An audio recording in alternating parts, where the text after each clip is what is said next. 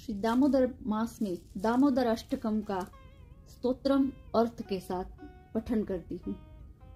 नमामीश्वरं सच्चिदानन्दरूपं लसत्कुण्डलं गोकुले भ्राजमानं यशोदाभियोलुकलादमानं परामृष्ट अत्यन्तोऽवृत्य गोप्या।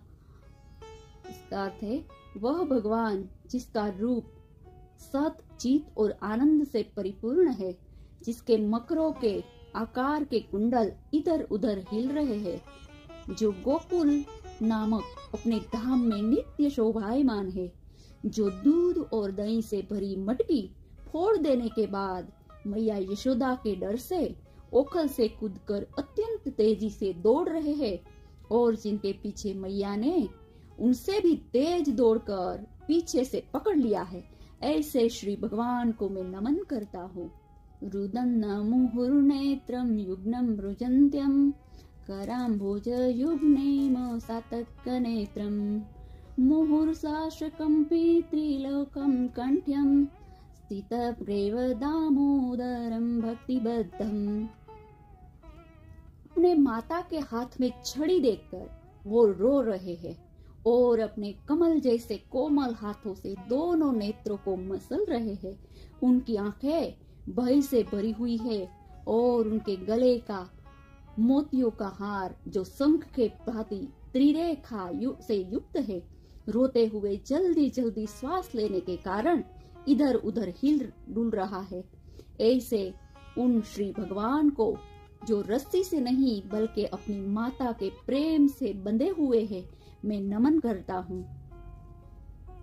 इति धृत्य स्वलील्याभिरनन्दन कुंडे स्वगोत्सनिमज्जन्त आख्यापयन्तम् त्वदीयेत्सितं ग्रेषु भक्तेरजित्वं पुनर्प्रेम तत्संत सत्तावृत्ति वंदे।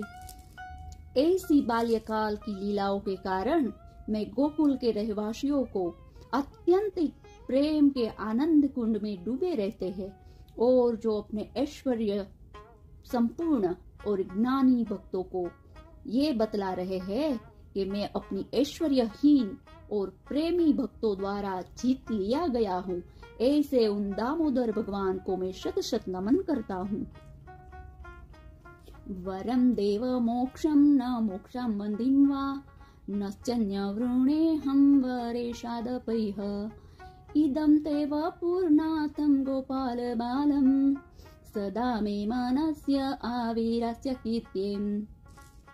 हे भगवान, आप सभी प्रकार के वर देने में सक्षम हैं, फिर भी मैं आपसे न ही मोक्ष की कामना करता हूँ, न ही वैकुंठ की, और न ही किसी और वरदान की।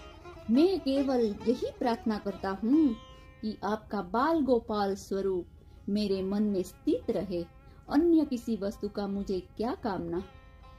इदं ते मुखाम्भोजम् अत्यंत नीले वृतं कुंडले सिग्न रक्तेशं गोप्या मुहुष चुम्बितं बिंब रक्तादरं मनस्य आविरास्ताम अलम लक्ष्य लाभे। हे प्रभु, आपका श्याम रंग का मुख कमल जो कुछ घुंघराले बालों से आच्छादित है, मैया यशोदा द्वारा बार बार चुंबन किया जा रहा है, और आपके ओठ बिंब फल जैसे लाल है।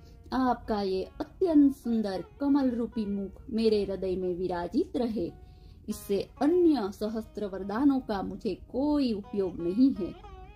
नमो देव दामोदरानंत विष्णु प्रसिद्ध प्रभो दुःखं जलाब्धिमग्नं कृपा दृष्टि दृष्ट्यांति दिनं बतानुं गृहाणेश मामग्नेयदृश्यम्। हे प्रभु, मेरा आपको नमन है। हे दामोदर, हे अनंत, हे विष्णु, आप मुझ पर प्रसन्न होवे, क्योंकि मैं संसार रूपी दुख के सागर में डूबा जा रहा हूँ। मुझ दीनहीन पर आप अपनी कृपा दृष्टि बरसाइए और अपनी अमृतमय दृष्टि से मेरी रक्षा कीजिए और उद्धार कीजिए।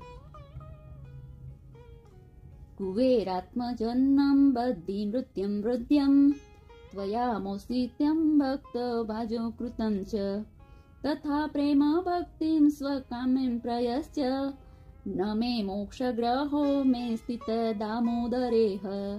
हे दामोदर, अपनी आपने माता यशोदा द्वारा ओखल में बंधने के बाद भी कुबेर के पुत्रों मणिग्रीव तथा नल कुबेर वृक्ष से खड़े रहने के श्राप से मुक्त कर दिया और उन्हें अपनी भक्ति का वरदान दिया।